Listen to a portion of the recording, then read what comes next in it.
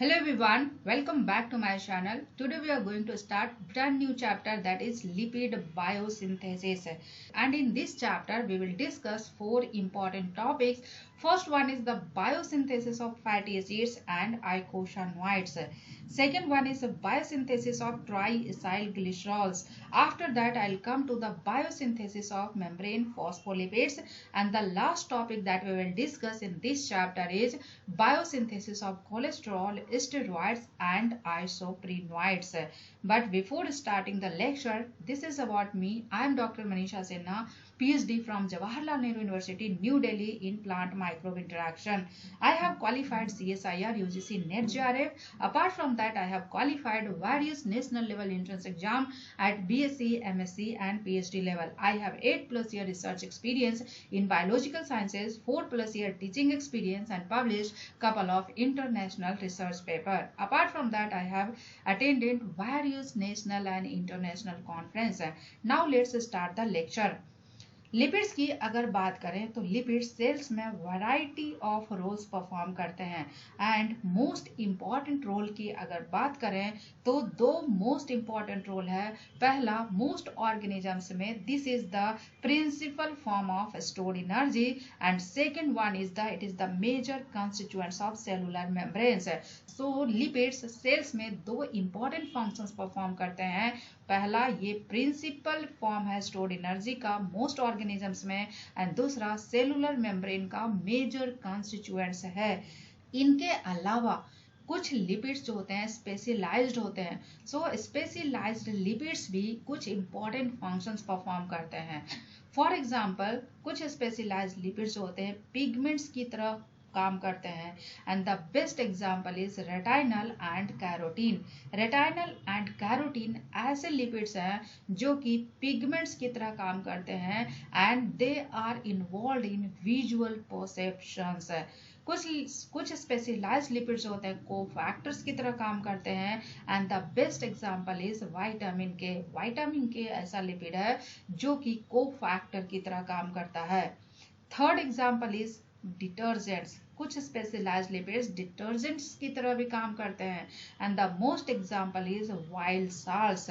और wild salts ऐसे lipids हैं जो कि डिटर्जेंट्स की तरह काम करते हैं एंड मोस्ट इंपॉर्टेंट फंक्शन जो है वाइल्ड साल्ट्स का that is emulsification of fats. कुछ स्पेशलाइज्ड लिपिड्स ट्रांसपोर्टर्स की तरह काम करते हैं and the best example is dolichols. Dolichols ऐसे लिपिड्स हैं जो ट्रांसपोर्टर्स की तरह काम करते हैं. कुछ लिपिड्स हार्मोन्स की तरह भी काम करते हैं and the best example is vitamin D derivatives and sex hormones.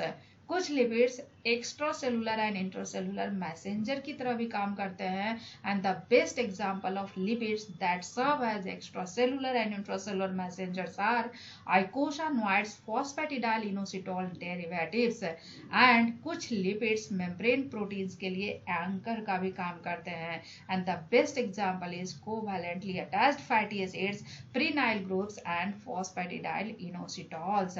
So lipids cells में वैरायटी ऑफ फंक्शंस परफॉर्म करते हैं.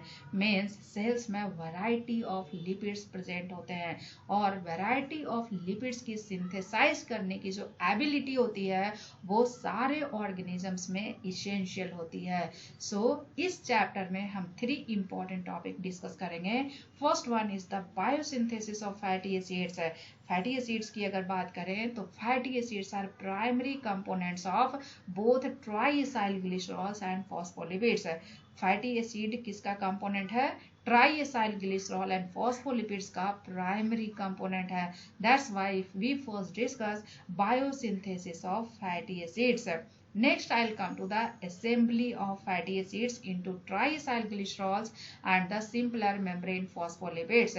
So, fatty acids की assembly किस चीज में? triacylglycerols में and simpler membrane phospholipids में.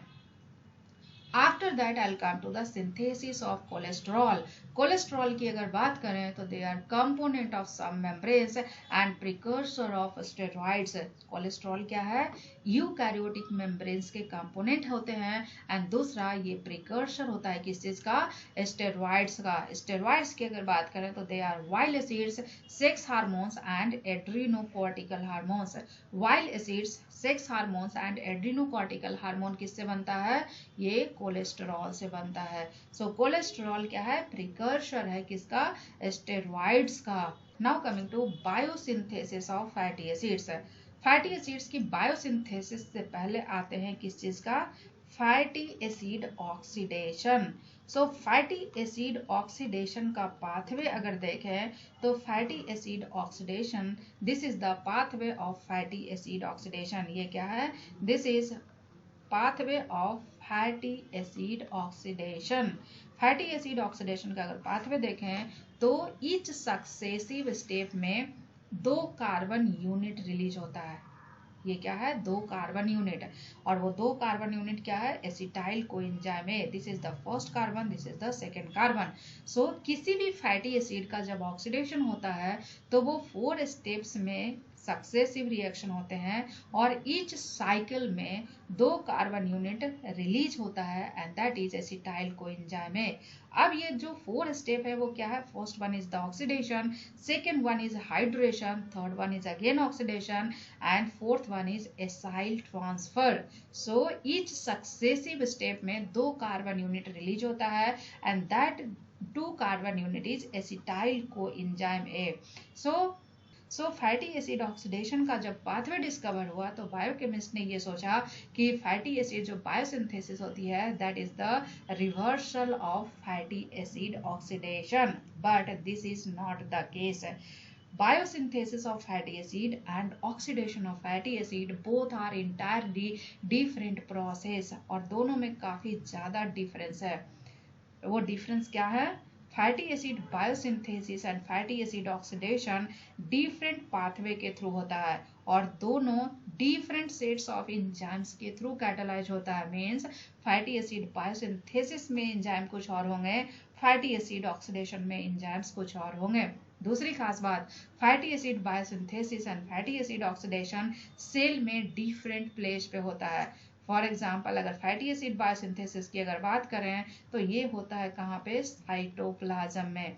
जबकि फैटी एसिड ऑक्सीडेशन की अगर बात करें तो ये कहाँ होता है? ये माइटोकॉन्ड्रिया में होता है।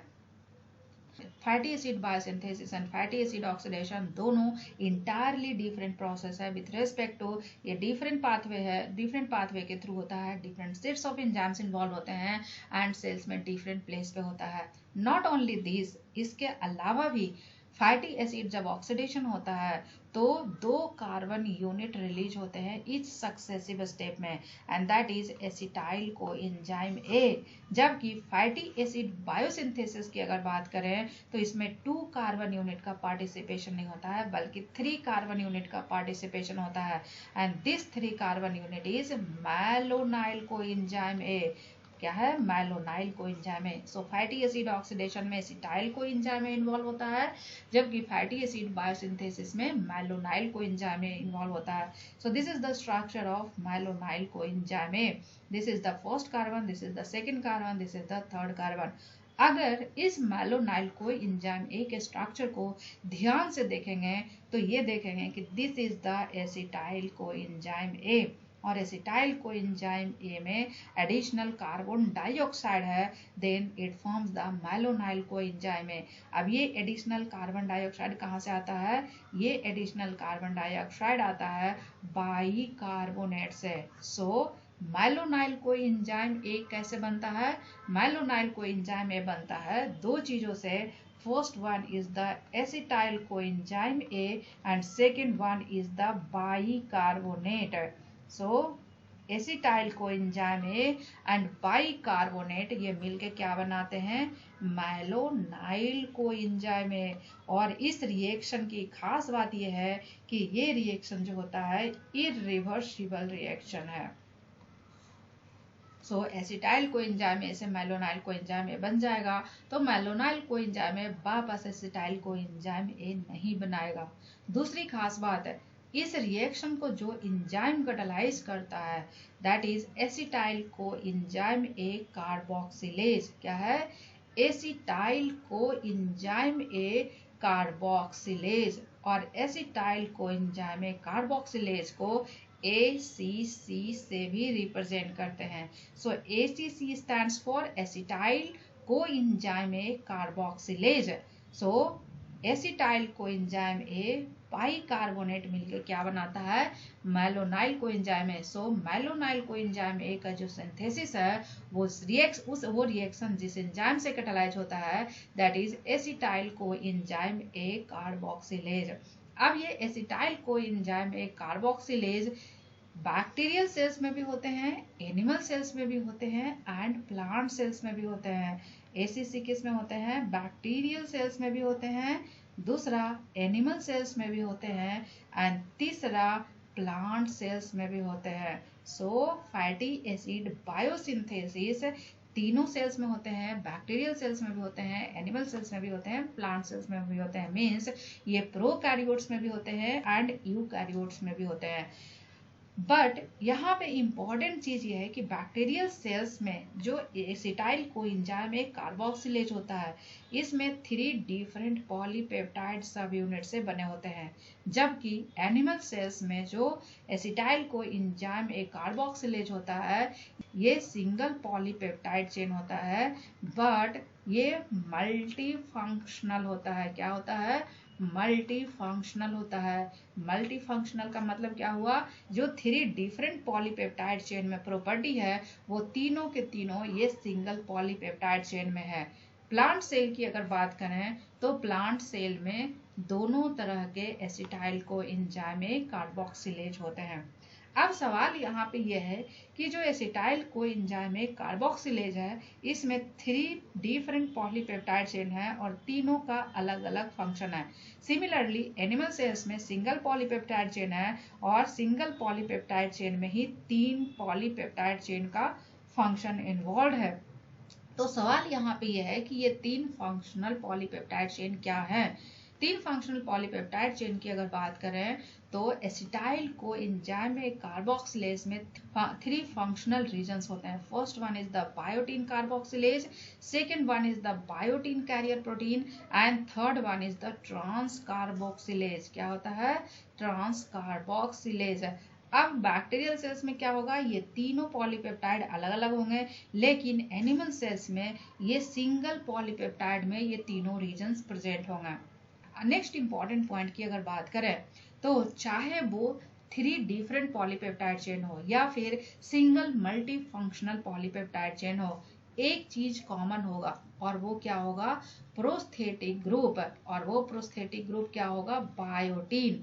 सो biotin is the prosthetic group जो कि बैक्टीरियल एसिटाइल कोएंजाइम ए कार्बोक्सिलेज में भी होगा और एनिमल एसिटाइल कोएंजाइम ए कार्बोक्सिलेज में होगा। अब सवाल ये है कि ये जो बायोटीन प्रोस्थेटिक ग्रुप है ये एसिटाइल कोएंजाइम ए कार्बोक्सिलेज से अटैच कैसे होगा? बायोटीन नाम से ही समझ में आ रहा है कि बायोटीन कैरियर प्रोटीन के साथ अटैच होगा। अब ये बायोटीन कैरियर प्रोटीन का जो लाइसिन रेजिड्यू है इस लाइसिन रेजिड्यू के एप्सिलम अमाइनो ग्रुप से अटैच होगा। किससे अटैच होगा? लाइसिन रेजिड्यू के एप्सिलम अमाइनो ग्रुप से अटैच होगा। सो बायोटीन कैरियर प्रोटीन से क्या अटैच होगा? बायोटीन कैरियर प्रोटीन के लाइसिन रेजिड्यू से एप्सिलम अमाइनो ग्रुप से ये बायोटीन अटैच होगा। अब सवाल है कि ये बायोटीन कार्बोक्सिलेज क्या करेगा? बायोटीन कार्बोक्सिलेज की अगर बात करें तो ये कार्बन डाइऑक्साइड को एक्टिवेट करता है। कैसे एक्टिवेट करता है? बायोटीन कार्बोक्सिलेज क्या करता है? बाइकार्बोनेट से कार्बन डाइऑक्साइड को बायोटीन के नाइट्रोजन एटम पे ट्रांसफर करता है and this reaction is ATP dependent reaction. So this is the first step of fatty acid biosynthesis where 1 ATP is used. अब सवाल ये है कि ये ट्रांस कार्बोक्सिलेज क्या करेगा। ट्रांस कार्बोक्सिलेज ये जो बायोटिन के नाइट्रोजन एटम पे कार्बन डाइऑक्साइड अटैच है, इसको क्या करता है, एसिटाइल को एंजाइम ए के मिथाइल कार्बन पे ट्रांसफर करता है। जब ये carbon dioxide acetyl co enzyme A के मिथाइल कार्बन पे अटैच होता है, then it forms malonyl coenzyme. So this is the steps of the formation of malonyl coenzyme from acetyl coenzyme A and bicarbonate. So indirectly अगर हम बोले तो fatty acid biosynthesis में भी एसिटाइल कोएंजाइम ए इन्वॉल्व है, but ये acetyl coenzyme ए directly involve नहीं होता है, बल्कि ये मैलोनाइल कोएंजाइम ए बनाता है और मैलोनाइल कोएंजाइम ए आगे फैटी एसिड बायोसिंथेसिस में इन्वॉल्व होता है। इम्पॉर्टेंट यहाँ पे क्या है, इम्पॉर्टेंट है enzyme that is acetyl co enzyme carboxylase. Acetyl co enzyme carboxylase को एसीसी बोलते हैं, और एसीसी में 3 डिफरेंट रीजन है, या फिर बैक्टीरियल सेल्स की अगर बात करें तो 3 डिफरेंट पॉलीपेप्टाइड चेन है, और एनिमल सेल्स की अगर बात करें तो single multifunctional polypeptide chain है। इसमें तीन रीजन होते हैं, biotin carboxylase, biotin carrier protein and transcarboxylase. Biotin carrier protein से बायोटिन प्रोस्थेटिक ग्रुप अटैच होता है through the lysine amino acid, and lysine के एप्सिलम अमाइनो ग्रुप से अटैच होता है ये बायोटिन कार्बोक्सिलेज क्या करता है, बाइकार्बोनेट से क्या करता है, कार्बन डाइऑक्साइड को ट्रांसफर करता है बायोटिन रिंग के नाइट्रोजन एटम पे, और इस रिएक्शन में एटीपी यूज होता है, that's why it is ATP dependent reaction. दूसरी खास बात, ये जो कार्बन डाइऑक्साइड बायोटिन रिंग पे अटैच हुआ है, ये एसिटाइल को एंजाइम ए के मिथाइल कार्बन पे ट्रांसफर होता है, और ये मैलोनाइल को एंजाइम ए बनाता है। मैलोनाइल को एंजाइम ए का जो फॉर्मेशन है वो 2 स्टेप में होता है। First step is catalyzed by biotin carboxylase and second step is catalyzed by trans carboxylase. अब ये मैलोनाइल कोएंजाइम में क्या करेगा, फैटी एसिड सिंथेसिस में इन्वॉल्व होगा। Now coming to fatty acid synthesis. Fatty acid synthesis की अगर बात करें तो फैटी एसिड सिंथेसिस में रिपीटिंग 4 स्टेप सीक्वेंसेस होते हैं। First step is condensation, second step is reduction, third step is dehydration and fourth step is again reduction. इसको इस तरह से याद कर सकते हैं, CRDR. C stands for condensation, R stands for reduction, D stands for dehydration and R stands for reduction.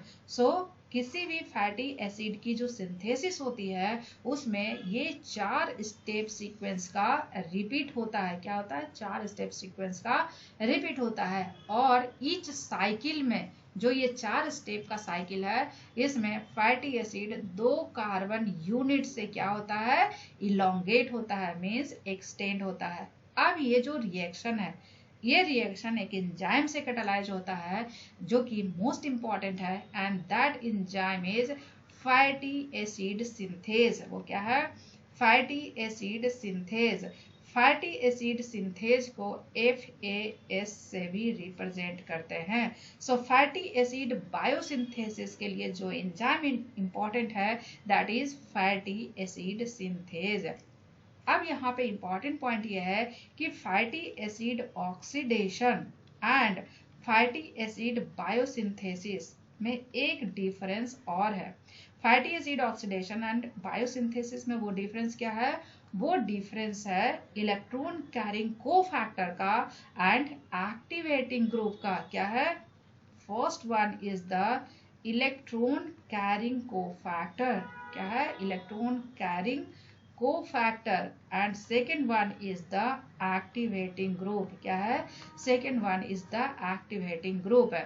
Electron carrying cofactor की अगर बात करें तो फैटी एसिड ऑक्सीडेशन में NAD+ एंड FAD का इन्वॉल्वमेंट होता है, जबकि बायोसिंथेसिस में इलेक्ट्रॉन कैरिंग कोफैक्टर की अगर बात करें तो इसमें NADPH का इन्वॉल्वमेंट होता है।